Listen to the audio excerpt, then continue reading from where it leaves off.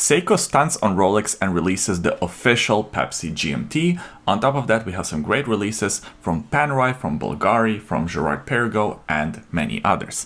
My name is Oleg, and that right there is Mr. Bond. This is, of course, a weekly YouTube show where we talk about the latest watch releases. Now let's talk about this new Bulgari Octo Finissimo skeleton 8-day power reserve in a black DLC coated titanium case. There are many times on this YouTube channel where I talked about Bulgari Octo Finissimo and how it's one of my favorite watch models currently available on the market. There are several different versions of this watch available, some automatic with a micro rotor, some hand-wound watches. Also you have the tourbillon models and chronographs. This specific model is the hand-wound version, now available in a titanium DLC coated case. The dimensions of the watch stayed the same as the standard, not DLC coated version. 40mm diameter, 5.9mm case height, and it comes with 30 meters of water resistance.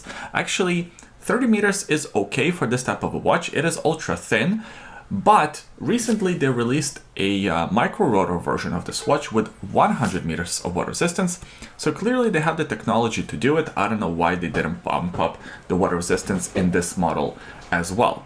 Now, in terms of the movement powering this watch is the caliber BVL199SK. It's an in-house ultra-thin hand-wound movement that beats at 3 Hz, and it comes with an impressive 192 hours or 8 days power reserve. Super impressive, especially for such a thin watch. Now, the thing that I kind of don't understand about this watch, yes, it is titanium that's DLC coated, which is kind of cool, but in my opinion, it would have been cooler if this was something like a carbon fiber or maybe a ceramic case. It would make a lot more sense, especially for this price point.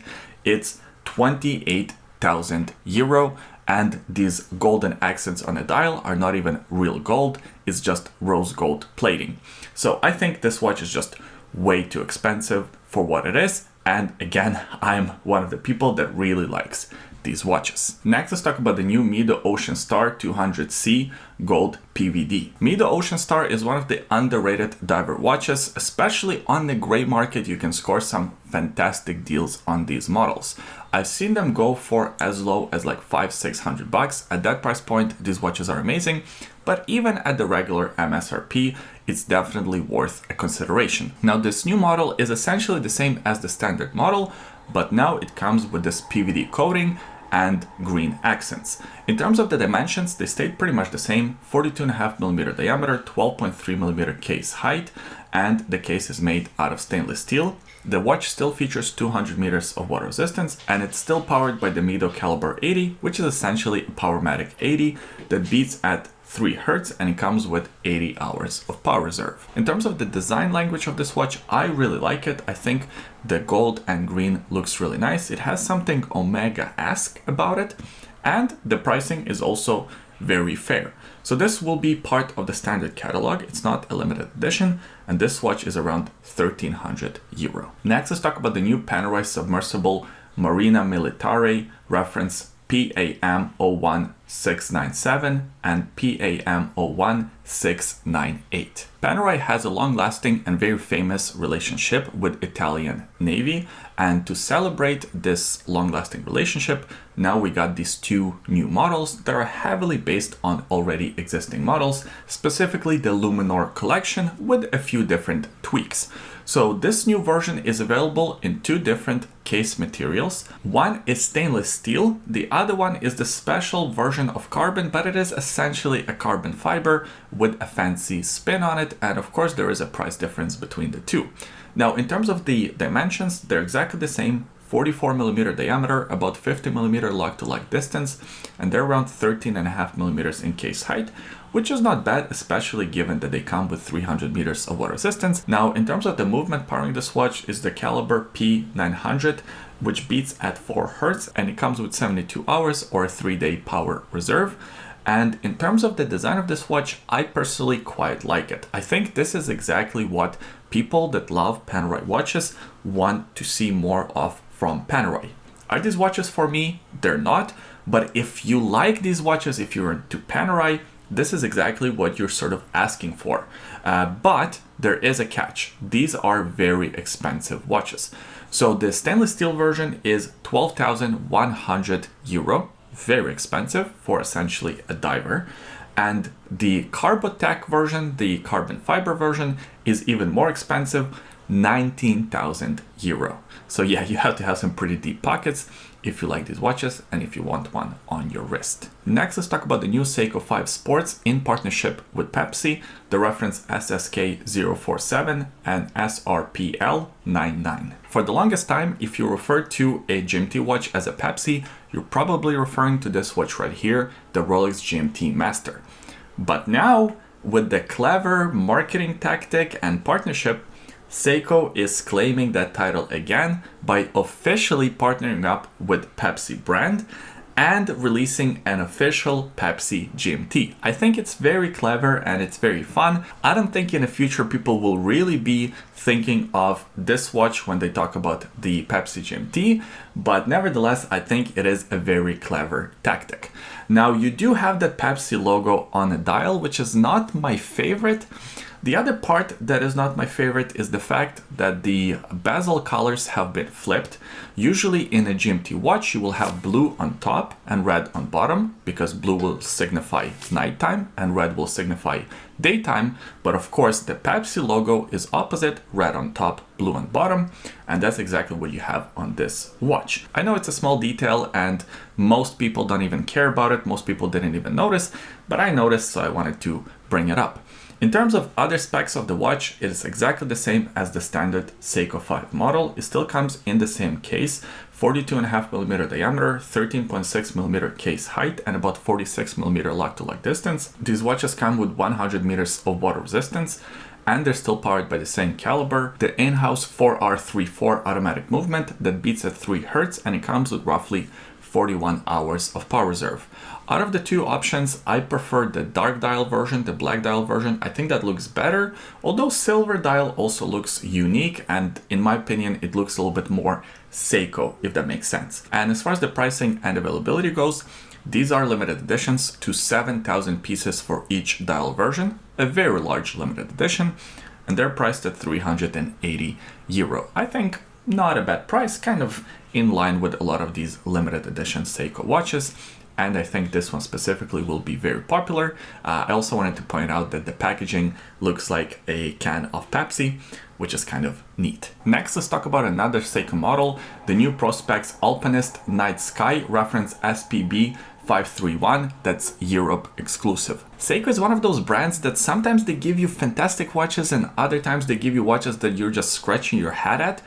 This week and last week, we actually got some fantastic releases, including this new Alpinist. The unfortunate part that it is limited to only Europe and UK markets, but the fortunate part about it is that the watch itself looks very handsome. As far as the dimensions go, it is essentially the same as the standard version of the Alpinist, 39.5mm diameter, 13.2mm case height, and about 46.5mm lock-to-lock distance. These watches still feature 200 meters of water resistance, and they're powered by the same movement, the caliber 6R35 in-house automatic movement that beats at 3 Hz, and it comes with 70 hours of power reserve. The dial color is really the standout feature here. I think this watch looks fantastic. I don't even mind that Cyclops at the 3 o'clock position to highlight the date. For whatever reason, with this watch, with this design, it really works. As I mentioned, this will be a limited edition, and it's limited to 3,000 pieces for Europe and UK markets only, and this watch is priced at 900 euro. Next, let's talk about this new Girard-Perregaux Laureato skeleton, the Aston Martin Black Ceramic Edition. I'm not going to spend too much time on this model because it is essentially a combination of 3 different aspects that Girard-Perregaux is known for: the Laureato skeletonized watch, the Laureato ceramic case watch, and the partnership with Aston Martin. This model is the accumulation of all 3 elements, and in my opinion, it's actually a really cool watch with one giant problem. So first, let's talk about the positives. The case dimensions are pretty good, 42mm diameter, 11.1mm case height. It's a bit on the larger side, and with these integrated bracelet watches, it will wear large, but I guess it's okay. 100 meters of water resistance, and as I mentioned, it is made out of black ceramic, which in my opinion looks quite nice. It also features their in-house caliber GP0 1800 movement that beats at 4 Hz and it comes with 54 hours of power reserve. It's a really good looking movement. Not a lot of movements look good skeletonized. I think this one here is an exception. It's very appealing in this skeletonized form. The problem with this watch lies, I think, in the pricing. It's a limited edition to 88 pieces only, so it's very limited, but that's because of the price. 57,000 euro. Yeah, that's so expensive for this watch. I get it, it's ceramic, it's Aston Martin, it's this sort of skeletonized design, but almost 60,000 euro? Just insanity. Speaking of expensive watches, let's talk about this new Montblanc 1857 automatic date in a Cupro aluminum case. Cupro aluminum, from my understanding, is essentially a fancier version of bronze. They just slow down the aging patina, but the patina still happens. So it's just a little bit of a marketing play and maybe slightly better version of bronze. In terms of the design of this watch, I like it. I think it looks really good and it looks like a vintage inspired watch with these big Arabic numerals, with the date at the 3 o'clock position, with these sort of golden highlights. All of that is quite sharp. The dimensions are also pretty good. 41mm diameter, 11.3mm case height. It features that zero oxygen system where they sort of suck out all the oxygen from the dial or between the dial and the crystal. So that way, if you have big altitude changes, the crystal shouldn't fog up and the movement would be protected. I don't know how much of a difference that actually makes. It's probably a lot of marketing fluff, but it does feature that technology. The watch also comes with 100 meters of water resistance and is powered by the caliber MB2417, which is essentially a Sellita SW200 that beats at 4 Hz and it comes with 38 hours of power reserve. So here's where the problems with this watch lie. The movement and the pricing. This will be a permanent collection watch. It's not a limited edition. And this watch is priced at 4,000 euro or 3,900 euro if we want to be exact. Almost 4 grand for this bronze watch with a Sellita SW200 movement. Even if it's a top grade movement, it's way too much. I mean, don't these brands know that micro brands exist? You can buy a very similar watch for like $600-700. Just craziness. And on subject of the crazy prices, let's actually talk about this new Sherpa Ultradive collection. Sherpa is a brand from 1950s, 1960s that has been recently brought back to life. It is similar to a lot of other brands that have come back recently. We're talking about Yamaha, we're talking about Nevada Granchen, and a few other brands. And a lot of times these guys are offering some great watches with historic tie-ins and pretty good sort of price to quality ratio. But this model here, they're asking for a lot. So in terms of the case and the dimensions, it's made out of stainless steel. It features a 40mm diameter by about 13.5mm case height with 200 meters of water resistance, and does have that inner rotating bezel with this sort of compression style case design, which was very popular back in the day, and I personally like this case design. The movement powering this watch is the caliber MM01, which is essentially, again, a Sellita SW200. It beats at 4 Hz and it comes with 38 hours of power reserve. So far so good. How much do you think this watch costs? $1 grand? $2 grand? $3 grand? No, this watch is priced at 6,500 euro. 6,500 euro for this stainless steel diver with a Sellita SW200 movement. How many watches are they gonna sell? 1? 2? Maybe? I don't know. Just crazy. Am I missing something? Let me know in a comment section. Next, let's talk about a watch that's a lot more affordable, the new Citizen Tsuyosa 37mm with a smoked black dial. 3 years ago, in 2022, Citizen released the Tsuyosa model line, and ever since then, it's been a very popular line of watches. In general, these integrated watches are very popular today.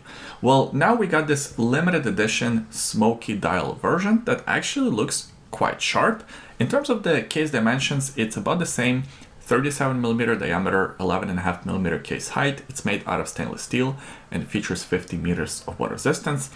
The movement powering this watch is the caliber 8210, which is an automatic movement that beats at 3 Hz and it comes with 42 hours of power reserve. And this will be a limited edition dial. It's limited to 8,000 pieces, a very large limited edition. I bet if you really want one of these watches, you'd have pretty much no problem getting one. And this watch is priced at $500 US, or 495 to be exact, or 325 euro. So it's a little bit more expensive than the standard version, especially since you can get standard versions on sale. But overall, I think it's pretty good and it's just fun to have more dial versions. And that's it for this video. I hope you enjoyed it. If you did, give it a thumbs up, subscribe to the YouTube channel for more videos like this in the future, and leave a comment in the comment section below. Let me know what watch release stood out to you. I always enjoy reading your comments. Thanks for watching this one, and we'll see you next time. Bye.